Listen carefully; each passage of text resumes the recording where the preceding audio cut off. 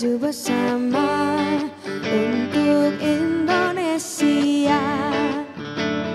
Keadilan merata di negaraku tercinta. Mari topang bersama, damaikan Indonesia. Rakyat adil sentosa seutuhnya. Di sini tempatnya untuk bersuara, rakyat Indonesia. Di sini ruangnya, solusi bersama, hukum di tengah kita. Di sini tempatnya untuk bersuara, rakyat Indonesia. Di sini ruangnya, solusi bersama, hukum di tengah kita. Hukum di tengah kita.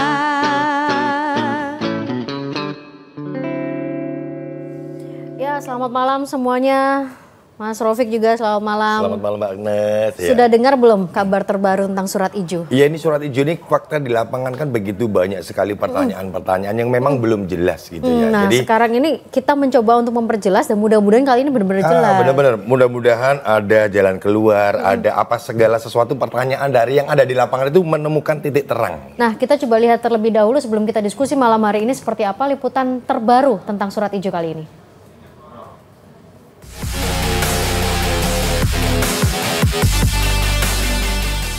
Konflik terkait permasalahan hukum pada surat ijo di Surabaya memasuki babak baru.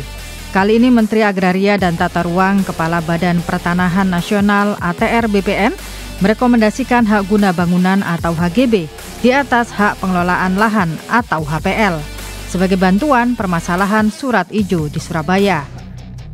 Untuk mendapatkan HGB di atas HPL akan dikenakan tarif dengan ketentuan penyesuaian pemanfaatan tanah. Sementara itu hunian non-komersial dengan luas tanah sampai 200 meter persegi akan dikenakan tarif serendah-rendahnya.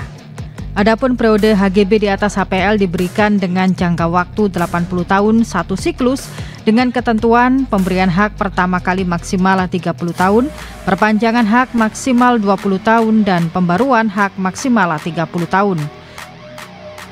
Selain itu ada catatan bahwa surat ijo ini dapat diwariskan, dapat dijadikan jaminan hutang dan siklus dapat diperpanjang. Kementerian ATR BPN juga tidak memaksa warga untuk mengurus sertifikasi HGB di atas HPL karena ini solusi dari Kementerian ATR BPN yang dinilai tidak melanggar aturan dan bisa menjawab masalah surat ijo. Sudah ada tawaran, sudah ada solusi yang coba diberikan. Apakah itu disetujui oleh para pejuang surat ijo? Nah, ini sudah hadir di studio, namun sebelumnya kita langsung informasikan karena biasanya kalau bicara surat ijo nih, Mas Rofik, perwakilan BPN tuh harusnya hadir.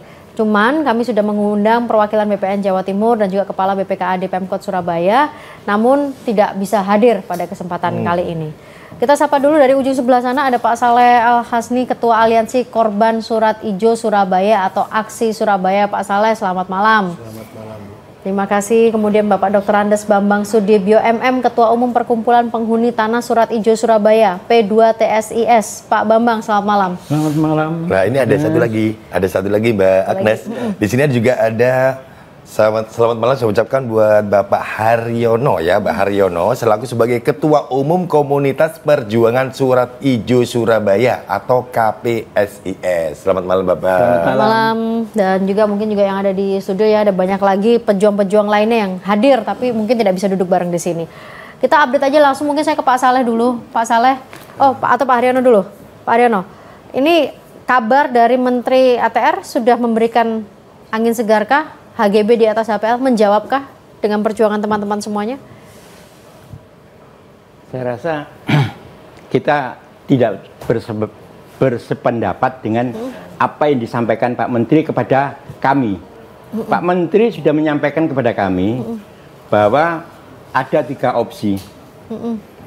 Opsi pertama adalah HGB, opsi kedua adalah SHM, opsi ketiga adalah relokasi. Itu yang disampaikan Pak Menteri, dialog sama kami. Itu kapan itu Pak? kunjungan Pak Menteri kemarin waktu di Surabaya. Oh, oke. Ya, itu dialog bersama saya. Sudah Pak, nanti surat hijau ini kami verifikasi. Mana tanahnya pemerintah kota, mana tanahnya masyarakat. Itu yang harus yang keinginannya Pak Menteri. Tapi dengan tayangan itu memang Pak Wali Kota berbicara bahwa akan dilakukan HGB di atas HPL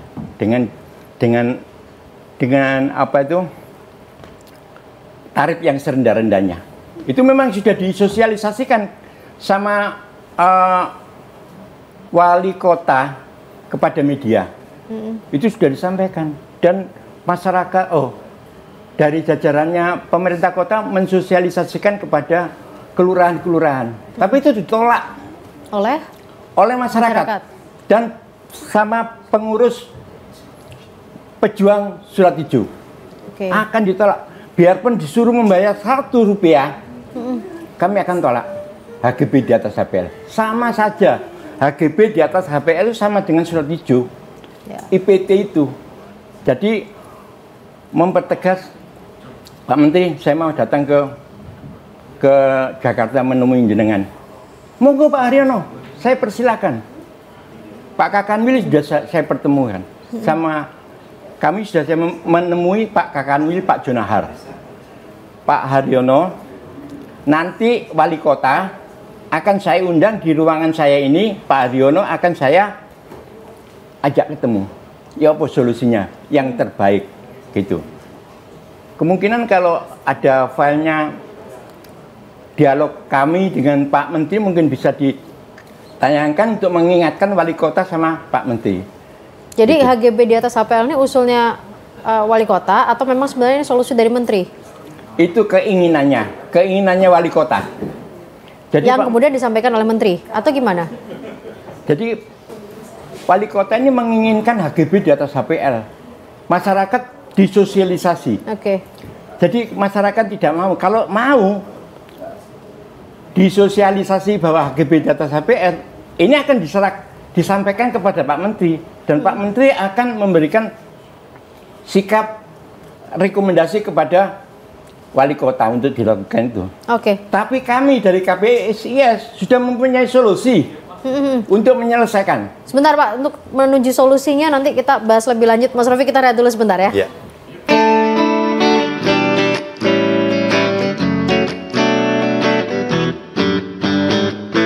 Di sini ruangnya solusi bersama, hukum di tengah kita, hukum di tengah kita.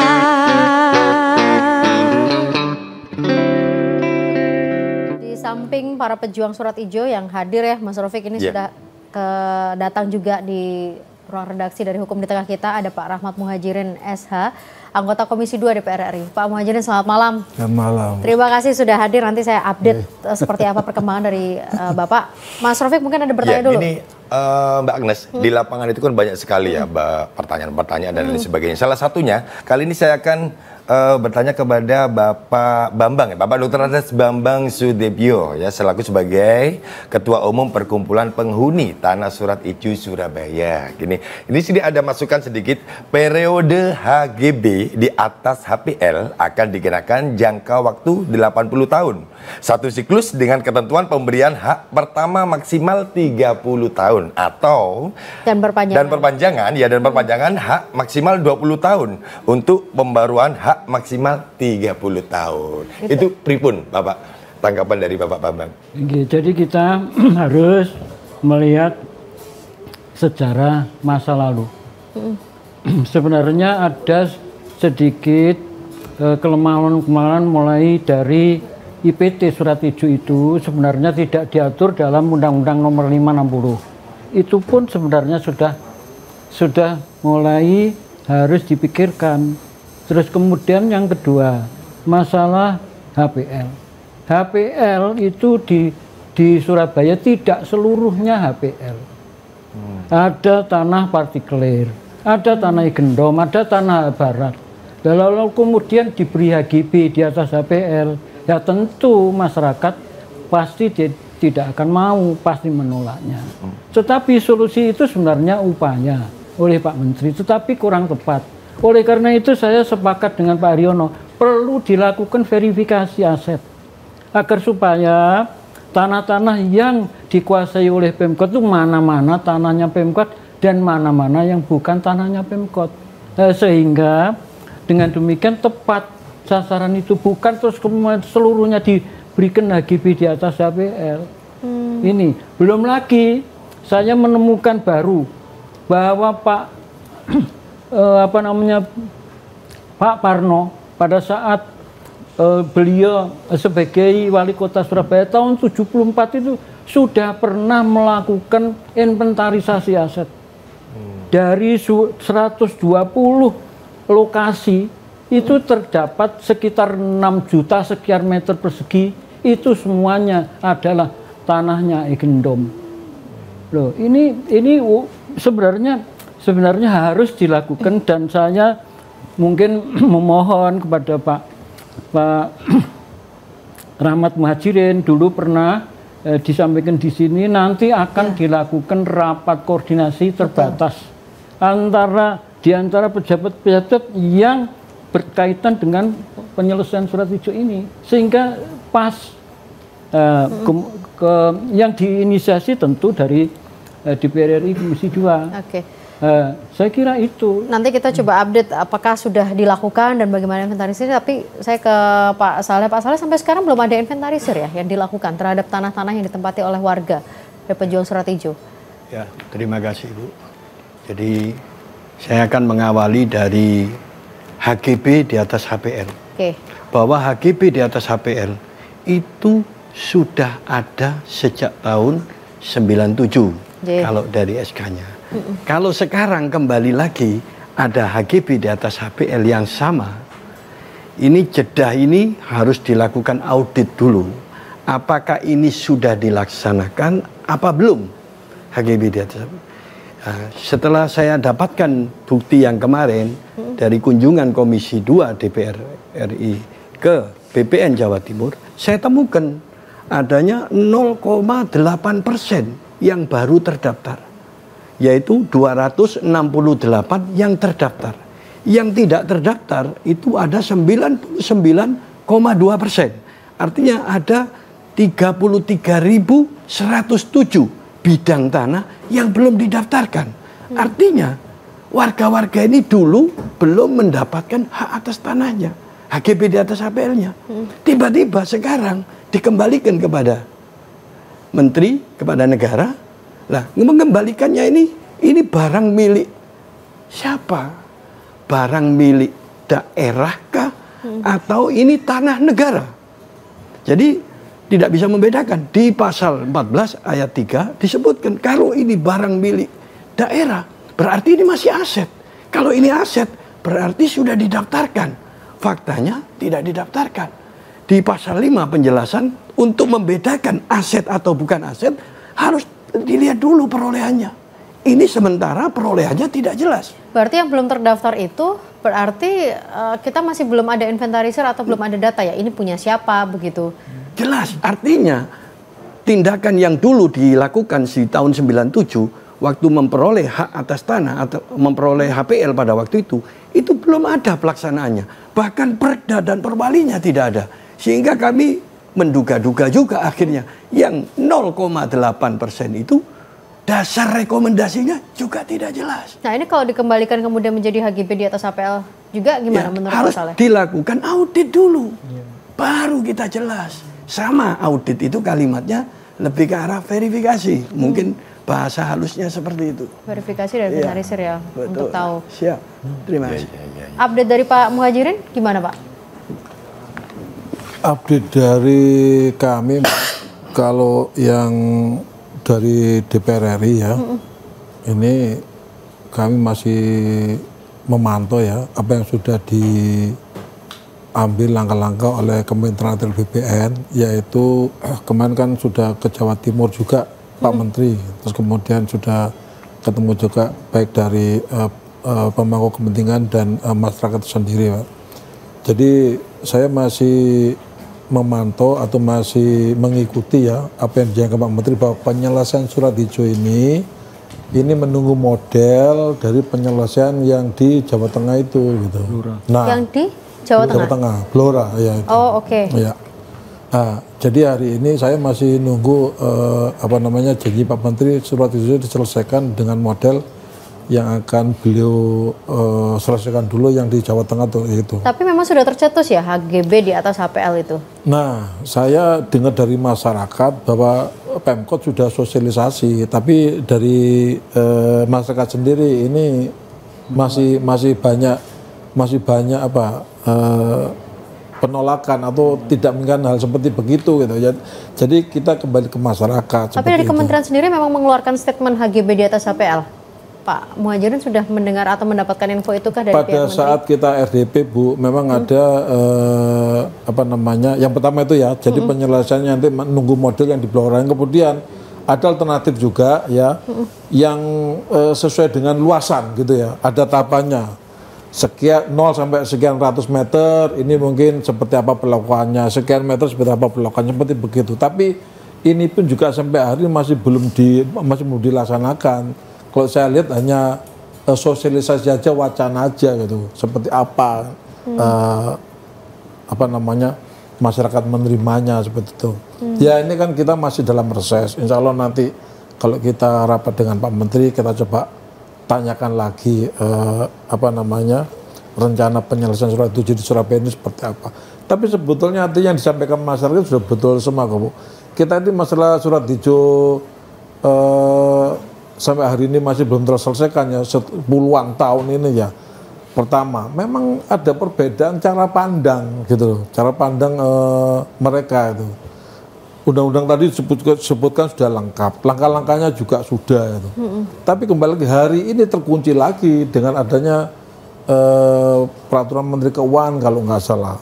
Makanya dikunci ini, wah ini miliknya aset daerah, bingung lagi. Makanya kita mendorong Pak Menteri ini untuk bisa menyelesaikan ini dengan benar lah sesuai aturan yang ada. Sebetulnya aturannya sudah bagus, sudah ada semua kok. Dan hanya tinggal kemauan dari pemerintah kota itu sendiri, juga DPRD kotanya sendiri itu seperti apa. Kembali lagi tergantung pemerintah kota. Kalau pemerintah kota masih mempertahankan ya susah gitu. Padahal kalau kita lihat sendiri tadi sempat disampaikan. Saya pernah terima laporan itu ya, kontribusi surat hijau terhadap PAD ini pun juga kok dibandingkan dengan banyaknya peta bidang nggak sepadan. Kalau kemarin saya pernah baca itu antara 78 sampai 140 sekian miliar gitu loh. Padahal surat hijau ini kalau saya lihat di laporan itu antara 38.000 bidang sampai 48 atau 50 sekian ribu bidang gitu. Makanya saya setuju dengan masyarakat tadi itu ya, audit aja. Audit ya? Iya, gitu loh. Ini ada sedikit pertanyaan.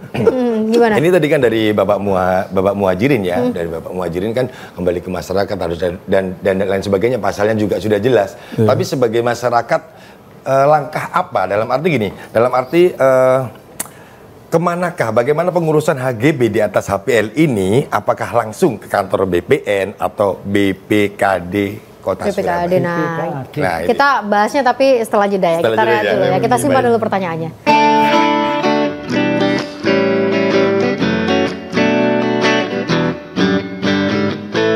Di sini ruangnya solusi bersama, hukum di tengah kita, hukum di tengah kita. Jadi tadi nanya ini kan, ya, jadi ngurusnya kemana gitu ya. Nah, emang ini masih menjadi polemik. Monggo, kalau seandainya ini nih kita harus benar-benar mendengarkannya ini dari siapa nih, BPNK, BPKAD, siapa yang paling dituju nih oleh para pejuang surat hijau untuk ya paling nggak mulai membuka kunci seperti tadi dibilang oleh Pak Muhajirin.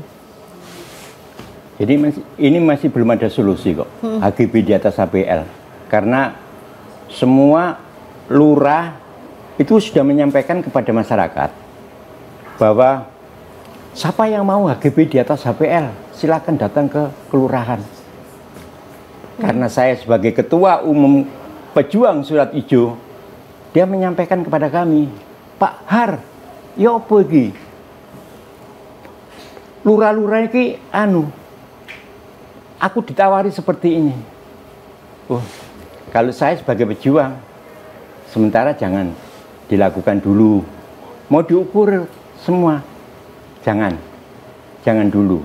Soalnya ini strateginya pemerintah Kota Surabaya, bahwa nanti kalau itu sudah dilakukan HGB di atas HPL, ini dibuat referensi sama wali kota untuk disampaikan kepada Pak Menteri. Loh, masyarakat itu gelem Pak Menteri, apa itu HGB di atas HPL. Apa iya sampai sebegitunya Pak, pemerintah kota melakukan hal itu?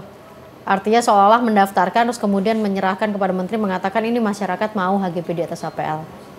Iya. Sampai sebegitunya kah? Sampai sebegitunya. Soalnya waktu Pak Menteri datang terakhir, wali kota sudah ditegur. Segera diselesaikan Surat Ijo ini. Surat Ijo segera diselesaikan. Akhirnya saya kan juga punya intelijen untuk memantau Surat Ijo ini. Intelijen saya ini bekerja semua untuk menyampaikan kepada saya supaya saya melangkah ini tidak salah, gitu. Jadi, waduh, coba Mbak Agnes, kalau permasalahan Surat Ijo ini bisa duduk bersama-sama, mungkin Pak Rahmat Muhajirin, saya ini selalu sambat loh sama Pak Rahmat Muhajirin. Pak Yopo Pak, iki saya demo itu setiap hari Senin. Dan wali kota sudah bilang sama kami, Pak Har, sing sabar, dan sudah saya serahkan kepada pusat. Urusan ke pusat. Tak selesaikan sendiri ke pusat sama pengurus kami. Keluarlah rekomendasi dari Menteri Dalam Negeri. Menteri Dalam Negeri sudah memberikan rekomendasi untuk diklarifikasi bahwa perda yang dilakukan sama pemerintah Kota Surabaya untuk menarik retribusi itu bertentangan dengan Undang-Undang Nomor 1 Tahun 2022. Nggak puas. Dari jajaran wali kota nggak puas, datang ke Kementerian Dalam Negeri. Jangan dilanjutkan. Kalau Anda tetap melakukan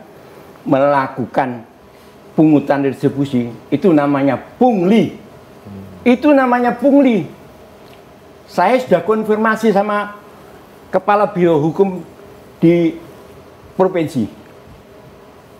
Itu sudah saya lakukan. Dan Bu Gubernur sudah mendisposisi. Segera diklarifikasi itu suratnya dari Kementerian Dalam Negeri. Sampai detik ini loh, wali kota tidak mau menjawab suratnya Menteri Dalam Negeri. Kalau kedaulatan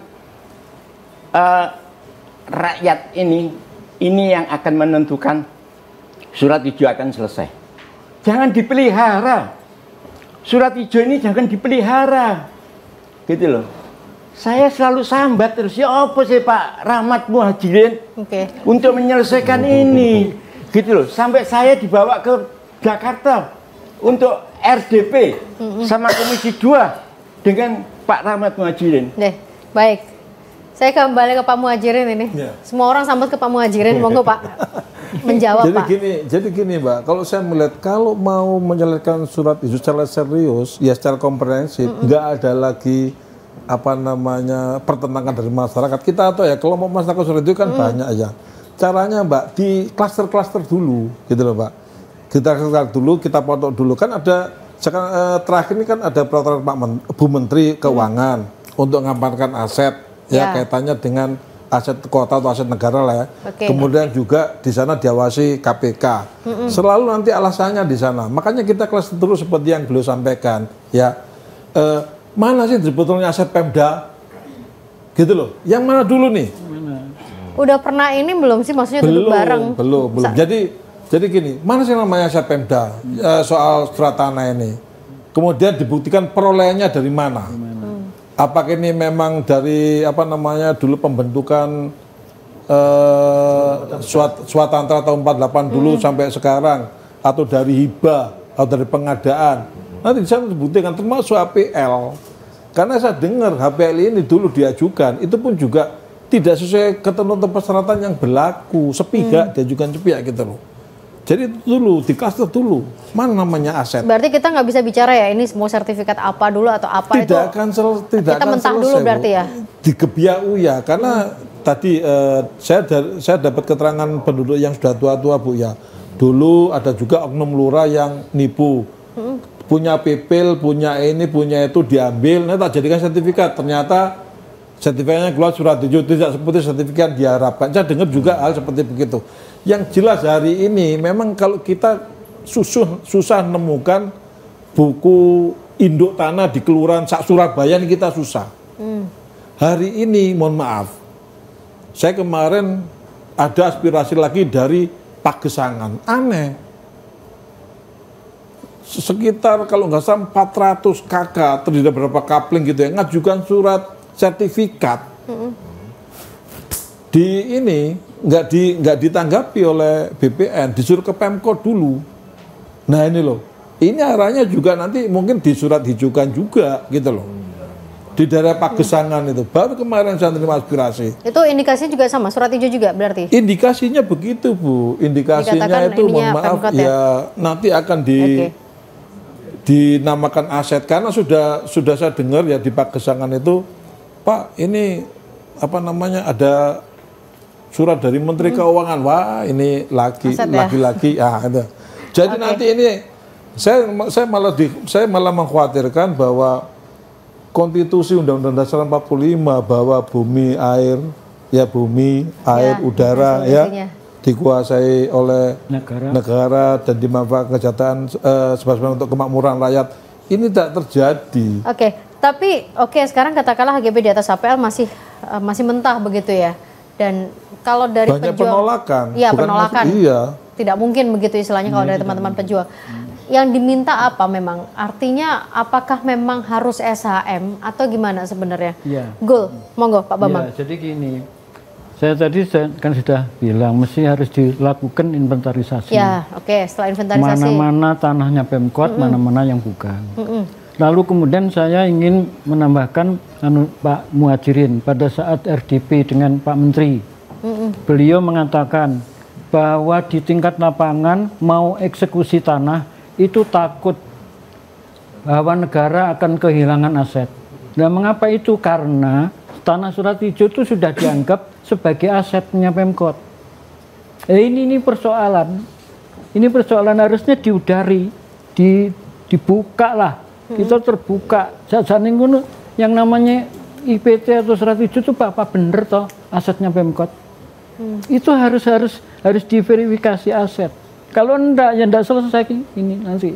Artinya kemungkinan apa Pak Bambang? Kalau misalnya nanti setelah inventarisir mana yang memang tanah Pemkot, mana yang bukan tanah Pemkot? Iya, kalau sudah diduduki selama 20 tahun lebih, bisa diajukan sesuai dengan Undang-Undang Nomor 560, itu bisa diajukan menjadi SHM. Ini sudah ketentuan undang-undang. Jadi pastinya masyarakat itu mengharapkan SHM, bukan HGB di atas HPL. Nah, kalau HGB di atas HPL-nya Pemkot, walau tadi ada 30 tahun, kemudian 20 tahun, 30 tahun. Nah, saya umurnya sudah 76, 80 tahun enggak. Pak Saleh. Sudah enggak nutupi. Walaupun dengan biaya yang serendah-rendahnya. Enggak akan bisa. Pak Saleh. Ya, terima kasih. Kalau tadi dikatakan HGB di atas HPL yang diperoleh melalui izin pemakaian tanah, IPT surat hijau, pindah ke sini, dasar hukumnya pun tidak jelas. Kami kalau bermohon IPT, kami disodori surat pernyataan Perwali nomor 6 tahun 2021 pasal 3 ayat 2, surat pernyataan disodorkan di situ. Akhirnya apa? Tanah yang kami tempati adalah milik Pemkot. Artinya ada suatu peralihan yang tidak resmi, tidak melalui suatu lembaga institusi BPN yang berwenang. Jadi kalau IPT itu diresmikan atau disahkan, yang ditandatangani oleh kepala badan atau yang diberi kekuasaan, diberi kewenangan oleh wali kotanya, dia adalah pejabat yang tidak berwenang. Sedangkan pejabat yang berwenang ada di sertifikat HGB di atas HPL.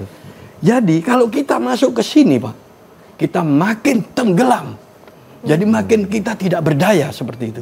Jadi habislah riwayat orang Surat Ijo itu dengan pengakuan HGB di atas HPL. Total berapa, Pak? Sorry.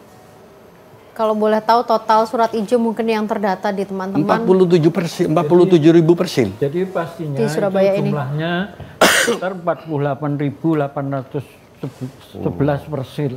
Kalau itu dijiwakan kurang lebih 500.000 jiwa. 500.000 jiwa, Mbak. Yang ada di kota Surabaya ya. Luar biasa. Menyelesaikan ini. Monggo. Jadi kalau kita lihat dari SKHPL yang diberikan oleh pemerintah kota, itu dikatakan bahwa wali kota pada waktu bermohon itu minta dibebaskan uang pemasukan kepada negara. Jadi uang pemasukan itu akan dibebankan kepada pihak ketiga, yaitu kami, yang akan diberikan HGB di atas HPL. Jadi pada waktu itu kami itu sudah harusnya diberikan HGB di atas HPL, tetapi harus melalui satu diktum-diktum yang ada, di antaranya adalah diktum ke-6. Diktum ke-6 itu kami ini sudah duduk di situ sudah lama. Ya. Harusnya kami diberikan ganti untung. Ini ibaratnya kita balik lagi begitu ya, Pak? Iya, jadi kalau HGB di atas HPL, ini kan sudah jelas. Ini ada di diktum. Itu apa itu, Pak? Artinya ini ada di diktum yang yaitu surat wali kota yang diberikan kepada menteri pada waktu itu, di mana surat itu dia memohon untuk dibebaskan dari uang pemasukan kepada negara. Sementara uang pemasukan itu nanti dibebankan kepada pihak ketiga. Berarti kami ini sudah dibebani oleh wali kota. Berarti dia belum menyelesaikan ini, tapi tiba-tiba jadi miliknya. Menjadi HPL-nya Pemkot. Belum dibebaskan. Sehingga tadi yang saya katakan 98,2% belum didaftar. Berarti belum selesai. Terus yang 0,8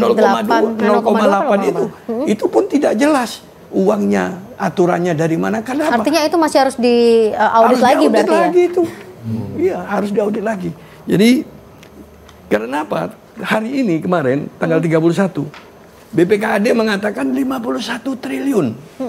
Nah, dia memiliki aset 51 triliun.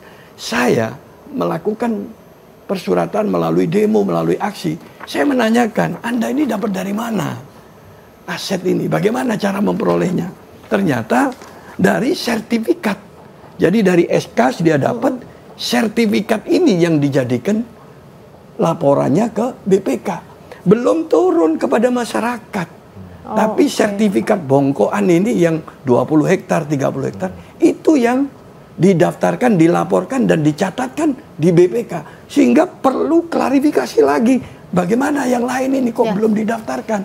Jadi bongkoan ini yang ditulis 51 triliun. Ini laporan BPK. Oleh karena itu saya kembali lagi. Kalau mau jujur, kita laksanakan saja diktum ke-6. Karena di diktum ke-6 itu ada pintu masuk.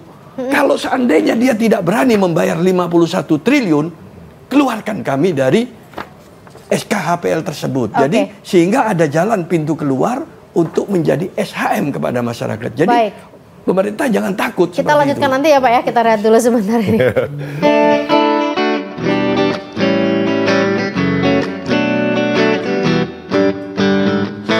Di sini ruangnya solusi bersama, hukum di tengah kita, hukum di tengah kita.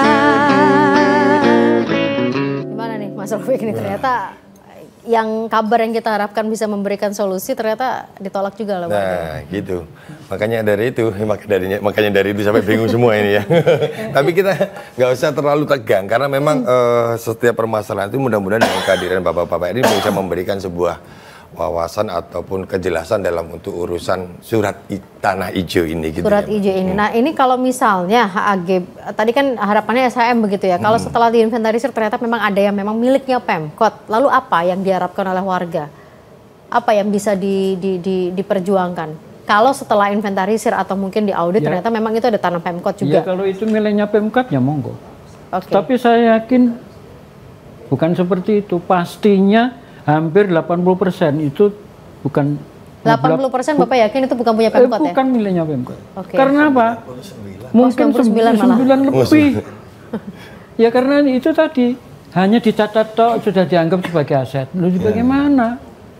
Contoh Mbak Agnes, sudah dimasukkan di Simbada. Simbada itu apa toh? Sistem informasi barang daerah.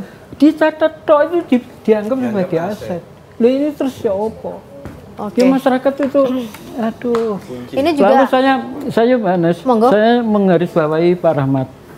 Satu-satunya untuk menyelesaikan surat hijau hanya kemauan itikat baik pemerintah daerahnya. Contoh, di Jakarta sudah selesai persoalan tanah ini, di Bandung sudah selesai, Semarang sudah selesai, Medan sudah selesai. Itu yang katanya tadi masih menunggu di mana? Jawa Tengah ya? Iya. Terus kemudian di Palembang selesai, Batam selesai. Loh kenapa di Surabaya kok Yoce Angeli? Itu ini loh.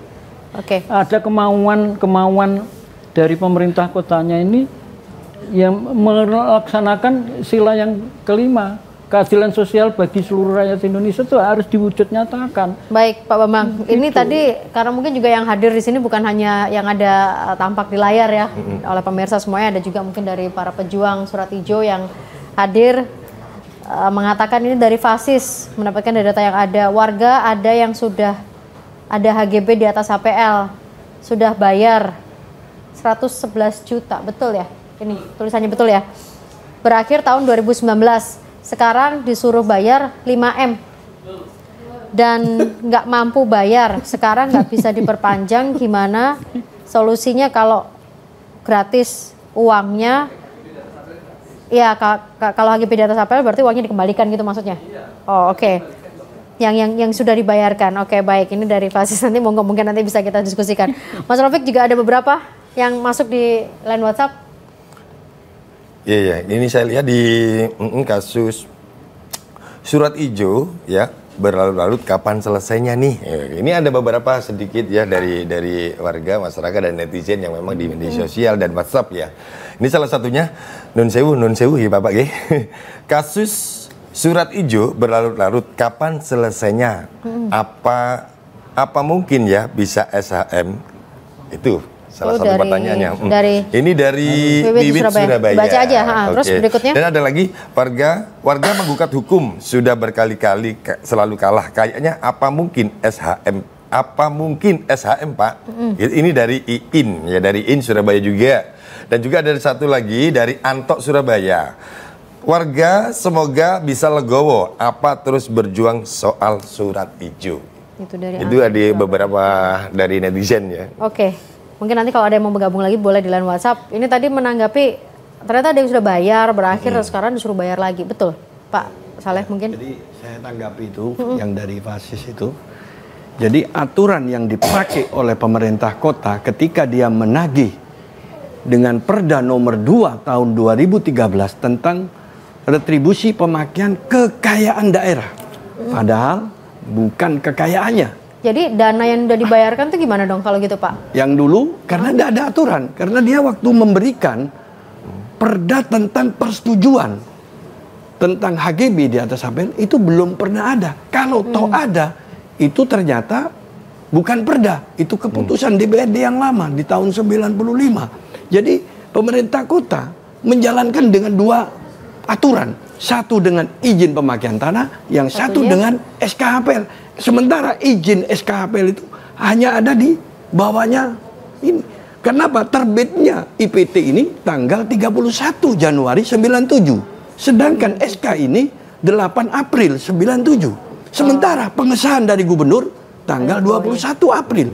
Artinya yang lahir ini bukan SK dulu, tapi perda dulu yang lahir. Sehingga ya tidak mungkin cacat prosedur di sini. Nah, apalagi mau dimasukkan substansinya juga tidak mungkin. Ini jadi cacat HGB substansi. Di atas HPL yang dimiliki jadi aturan yang digunakan di situ dengan Perda nomor 2 tahun 2013 dengan PP nomor 40 tahun 96 itu tidak ada di dalam SKHPL 97. Jadi mereka menggunakan merekayasa aturan-aturan itu sendiri. Sehingga sekarang ini kebingungan. Mau dibebaskan, mau diendulkan, maunya digratiskan. Tapi warga tetap dipaksa untuk ditenggelamkan dengan HGB di atas APL. Sehingga merugikan warga. Itu luar biasa. Buat kami HGB di atas APL itu, kalau dengan PP 18 tahun 2021 diterapkan, maka audit adalah pintu masuknya. Jadi kalau mau cepat, ya HGB di atas APL melalui diktum ke-6, SK 97. Laksanakan itu diktum ke-6, masuk di situ akan terbit SHM yang tadi diharapkan oleh Ibu tadi. Oke, baik Pak Saleh. Pak Muhajirin, ini gimana Pak Muhajirin? Kalau memang itu menjadi pintu satu-satunya, seharusnya mungkin tidak susah kalau memang dilakukan begitu kan? Ya, memang kalau ada kemauan dari penyelenggara pemerintah kota sendiri itu nggak susah, Mbak. Karena tadi sudah sampaikan bahwa carut marutnya permasalahan surat hijau itu satu, karena ada perbedaan pandang. Yang kedua, sehingga akhirnya hukum itu tumpang tindih gitu. Tadi itu hukumnya tumpang tindih. Saya mau diurai dari mana? Susah. Nah, yang bisa ngurai nih, kalau saya dengar dari Pak Asror atau saya pelajari sekarang ini, ya DPRD kota bikin pansus ya, bikin pansus masalah surat hijau ini, diurai di sana permasalahannya apa, gitu loh. Karena tadi itu saya lihat ini bundelnya itu di aturan daerah sendiri gitu. Pansus tuh bukannya udah pernah ada ya? Di zamannya Pak Bambang Deha kalau tidak salah, pansus surat hijau. Mbak, ini saya nggak ngikuti saya, Mbak. Kalau itu pelepasan tanah aset pemerintah kota. Kenapa? Perda 16 tahun 2014. Oh, bukan tentang surat hijaunya, tapi lebih ke yang asetnya. yang dilepas maksudnya dia itu tanah IPT di perdanya. Tapi di Perwali 51 tahun 2015 yang dilepas adalah tanah negara, hak pengelolaan. Jadi dua aturan yang berbeda. Oh, ini yang Padahal berbeda satu lagi ya? perdanya nomor 16 tahun 2014 yang akan dilepas itu IPT. Saya juga tidak jelas. IPT itu yang termasuk barang milik daerah. Padahal belum dilakukan sertifikasi, belum ada akta pelepasan. Di dalam standar akuntansi PP nomor 24 tahun 2005 paragraf 21 harus ada akta pelepasan. Jadi kalau belum, ya jangan mengaku-ngaku itu tanahmu, begitu loh. Itulah yang menunjukkan bahwa di mana perbedaan antara aset atau bukan aset.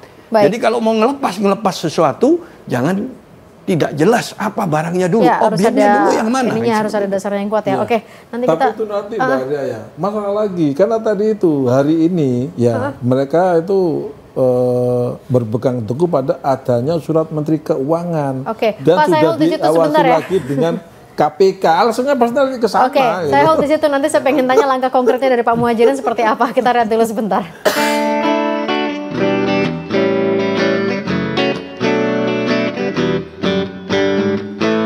Di sini ruangnya solusi bersama, hukum di tengah kita, hukum di tengah kita.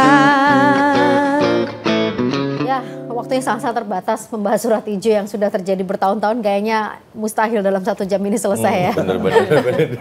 Yang bertahun-tahun aja belum selesai gitu ya. Saya pikir tadi sudah ada babak baru gitu, tapi ternyata masih stuck juga. Mas Rafiq. Iya, gini Mbak Agnes, ini salah satu juga ada WA yang masuk ya. Di lapangan itu banyak sekali pertanyaannya. Dan salah satunya malam ini terkhusus buat Bapak Muhajirin. Bapak Muhajirin, tolong dong terus kawal kasus surat hijau ini. Langkah konkretnya bagaimana, Pak? Wah, ini dari Wawan Surabaya. Monggo Pak Muhajirin Monggo, Pak secara Muhajirin. singkat, langkah konkretnya dari Bapak. Bambang Setiawan. Ya, gini Mbak, saya terus terang aja prihatin dengan adanya kasus masalah surat hijau ini nggak selesai ya. Makanya pada saya jadi anggota dewan, saya kunjungan ke dapil saya di Surabaya ini, ada aspirasi, terus akhirnya ya mohon maaf, saya cek ini ada berapa banyak perkumpulan, akhirnya coba saya undang ke DPR RI RDP dengan Komisi 2. Terus kemudian juga dari situ kita mulai coba bantu untuk menyelesaikannya. Artinya kita terus mendorong pemerintah dalam hal ini Menteri ATR BPN ya sebagai penyelenggara pemerintah di bidang pertanahan untuk supaya bisanya menyelesaikan ini. Bahkan di DPR RI sendiri Komisi 2 itu Mbak untuk penyelesaian masalah tanah ya. Ini DPR itu bikin panja 3 panja, 1 panja tata ruang supaya tidak ada masalah dalam rangka penataan ruang di daerah-daerah atau di seluruh Indonesia ini. Yang kedua panja HPL juga, panja HPL terus HGB ini juga ada panjanya juga. Secara singkatnya jadi apa Pak yang bisa dilakukan dalam waktu dekat ini? Nomor 3 ini panja mafia tanah itu salah satunya menyelesaikan masalah-masalah tanah atau mafia tanah. Nah, saya termasuk juga masuk di anggota panja mafia tanah. Nah, untuk menyelesaikan ini Mbak, kita juga sudah ngajakan kunker juga ke BPN dan kita juga pelajari administrasinya. Sebetulnya langkah-langkah untuk menyelesaikan surat hijau ini sudah ada. Salah satunya itu saya pernah baca ya, yang diajukan oleh Kak Kanwil BPN ini untuk verifikasi. Tapi sampai hari ini juga tidak dilakukan gitu loh. Makanya mendalnya di mana kita juga nggak paham kita. Kalau kita kan mungkin ya hanya sampai kunjungan ke BPN, kita belum pernah kunjungan juga ke mana wali kota. Kalau bicara khusus atau kunjungan spesifik masalah surat hijau kita masih belum pernah, kita hanya sampai ke BPN aja. Ya. Tapi mungkin bisa dicoba mungkin Pak. Nanti kita coba siapa tahu bisa sampaikan ke pimpinan Komisi 2 lah agar supaya kunjungan spesifik ke Kota Madia itu. Yeah. Tapi kembali lagi, saya juga nggak yakin juga Mbak gitu loh. Oke, kalau Bapak bilangnya nggak yakin, apa kabar kami semua yang ada di sini Pak? Jangan nggak yakin dong. Oke, mungkin waktunya singkat perwakilan dari Surat Hijau, monggo pada kesempatan malam hari ini, Pak Haryono. Oke, terima kasih. Saya juga akan menyapa masyarakat Surat Hijau. Jangan khawatir, KPSIS punya solusinya untuk menyelesaikan Surat Hijau ini. Jadi daftar dosa pemerintah kota Surabaya itu sudah ada di kami. Coba bayangkan, orang yang sudah punya SHM itu loh bisa direbut menjadi asetnya pemerintah kota. SHM, HGB murni bisa dijadikan HGB di atas HPL dengan ketentuan membayar, sudah dibayar lunas sesuai dengan ketentuannya. HGB di atas HPL sampai detik ini belum keluar. Itu ada ruko di Jemur Sari. Singkatnya Pak, dari Surat Hijau, apa yang bisa dikatakan pada malam hari ini? Ya, saya harapkan wali kota harus legowo. Ayolah diverifikasi. Ayo duduk bersama antara BPN, wali kota, sama masyarakat pemegang surat hijau yang diwakili sama pengurus surat hijau ini, pejuang surat hijau ini. Itu aja. Sebetulnya permasalahan surat hijau itu gampang. Asal etika dari wali kota ini bisa duduk bersama. Saya mohon Pak Erik Cahyadi, ayo Pak, kita diskusi untuk menyelesaikan ini. Jangan dipelihara Pak, surat hijau ini Pak. Nanti akan marah Pak masyarakat Surat Hijau ini. Baik Pak, itu satu-satunya pintu masuk ya, duduk bersama, dan Pemkot juga harus bisa terbuka dengan warga. Dan kami akan, Pak.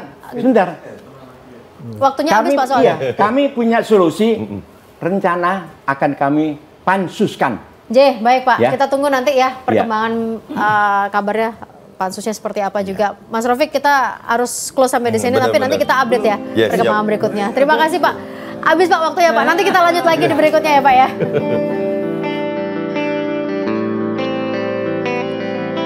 Halilintar bersautan yang berembus rontokan daun, bel angin terus berbunyi, saling menimpali dengan suara air. Aku petik gitarku di sore hari terindu, di antara gemuruh masa depan yang sibuk.